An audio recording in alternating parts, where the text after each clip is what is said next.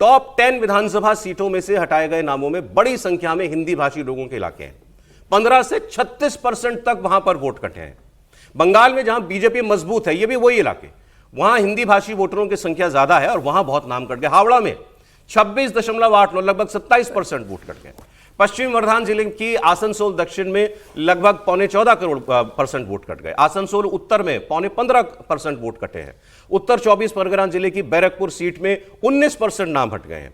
जिन 10 विधानसभा सीटों में सबसे ज्यादा नाम कटे हैं उनमें कोलकाता की कई अहम सीटें शामिल हैं। जोरासांको में 36% से ज्यादा, चौरंगी में 35% से ज्यादा, कोलकाता पोर्ट में 26% से ज्यादा।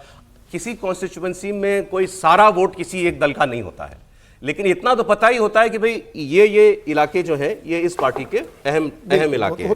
तो अब अगर हम इन दोनों ही ट्रेंड को देख लें, मतुआ समाज भी और हिंदी भाषी भी, तो दोनों पर बीजेपी ज्यादा बैंक करती होगी। तो इस लिहाज से तो ये एसआईआर की चोट बीजेपी को पड़ती दिख रही है बंगाल में। बिल्कुल पड़ रही है। और ये देखिए, इसको आपने पहले कहा ना कि राजनीतिक बयानबाजी हुई थी, उस बयान को समझने की जरूरत है। ममता बनर्जी ने कहा कि मतुआ समाज के लोगों को विदेशी बताया जाएगा और इस आधार पर नाम कटेंगे। ये एक ऐसा डर दिखाया गया सौरभ जी कि सचमुच डरे मतुआ लोग।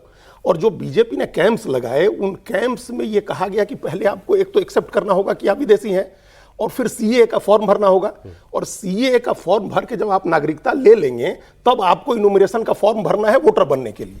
ये दोनों तीनों प्रक्रिया चल रही थी उसमें, और बाजाबता एक के लिए 700 रुपए की फी और एक के लिए 1000 रुपए की फी, वो फी ली जा रही थी वहां।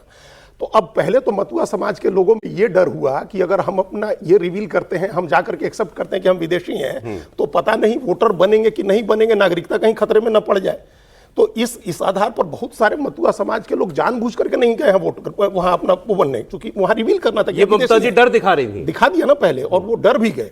और बीजेपी ये भरोसा नहीं दिखा सकी जाकर के, जो भी पूरा इलाका है जो मतुआ समाज का है सौरभ जी, ये पूरा बंगाल का ईस्ट का जो इलाका है, बंगाल पूरब में जो बांग्लादेश से लगती हुई सीमा है, और उत्तर तक ऊपर नीचे से आप यहाँ से जो कलकत्ता के साथ सटे हुए जो इलाके हैं, 24 नॉर्थ परगना और 24 साउथ परगना से लेकर के नादिया और ऊपर आप वहाँ तक जाइए कूच बिहार तक, जहाँ इनकी आबादी है मतुआ समाज की, वो सब बांग्लादेश से लगता हुआ बॉर्डर है। और ये डर दिखा दिया गया कि आपको विदेशी नागरिक बना दिया जाएगा जी। तो वो बने नहीं, उनकी संख्या कम हो गई। और दूसरी ओर ममता बनर्जी ने जो काम किया कि मुस्लिम आबादी जो उनकी थी उसके लिए उन्होंने जन्म प्रमाण पत्र बनाए, आवास प्रमाण पत्र बनाए, सबके वहां जमा उन्होंने बन गए। उनको विदेशी होने का वो डर नहीं था। जो मतुआ समाज के अंदर विदेशी होने का एक डर बैठ गया कि हमको विदेशी बता दिया जाएगा, तो गए थे वोटर बनने और नागरिकता ही खतरे में। ये तो उल्टा हो गया, जहां घुसपैठिए होने की बात थी वहां तो ज्यादा वोट नहीं कटा। हाँ। मुस्लिम आबादी के वजह सेंटर में सीए की प्रोटेक्शन प्राप्त थी कि हो बाहर के मालूम है तुमको सीए से नागरिकता मिल जाएगी, उनका वोट ज्यादा कट गया। निश्चित रूप से ये मतुआ समाज इस बात का बहुत डर है। और वैसे अभी भी जो ड्राफ्ट जारी किया उसमें 58 लाख लोगों के वोट काटे हैं चुनाव आयोग ने अंदर। तो जो प्रधानमंत्री मोदी ने कल जो मतुआ बहुल क्षेत्र के अंदर जो उनकी स्पीच हुई थी वो पहुंच नहीं पाए थे, तो प्रधानमंत्री मोदी ने उस बात का बहुत जिक्र करा है। और भारतीय जनता पार्टी ने अपने दोनों सांसदों को, पॉली घोष और शांतनु ठाकुर जो मतुआ समाज से आते हैं, उन दोनों को बंगाल में कैंप करने को कहा और कहा है कि भाई मतुआ समाज को आप संदेश देने की कोशिश करो कि इस एसआईआर में आपका नाम नहीं कटेगा। और वो भारतीय जनता केंद्र सरकार है जिसने सीए में आपको नागरिकता देने की कोशिश की थी। अब सबसे बड़ी समस्या है कि भाई 1947 और 1971 में सबसे बड़ा ये कम्युनिटी जो है बांग्लादेश से भारत लौट कर आई थी। तो इस कम्युनिटी को डर है कि ऐसा तो नहीं है कि उन्हें घुसपैठिया बता दिया जाएगा, उनके पास डॉक्यूमेंट नहीं है, उन्हें भेज दिया जाएगा। और टीएमसी का जो कैडर है वो जमीनी स्तर पर बहुत स्ट्रांग है भारतीय जनता पार्टी की तुलना में।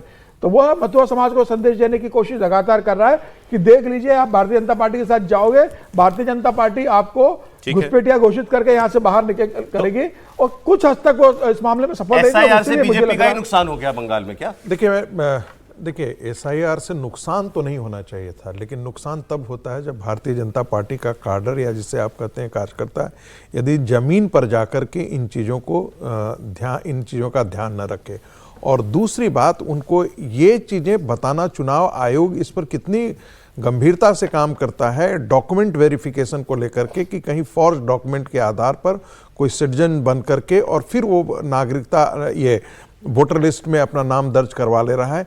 जब तक इसकी जांच नहीं निकल करके आती है और फाइनल ड्राफ्ट नहीं आता है, क्योंकि अभी भी नाम जोड़ने का सिलसिला बंद नहीं हुआ है, अभी ये चल रहा है। नाम कटने का भी सिलसिला बंद नहीं हुआ। हाँ, वो तो जब मीटिंग होगी डॉक्यूमेंट्स की, उसके बाद इसलिए कह रहा हूं, मुझे लगता है कि जो प्रधानमंत्री जी ने कहा है वो जानबूझ करके इसीलिए कहा है, वो कायदे से मटुआ समाज से ज्यादा भारतीय जनता पार्टी के कार्यकर्ताओं के लिए भी था कि जितनी आपको काम जमीन पर जाकर के करनी चाहिए थी वो आपने काम नहीं किया है।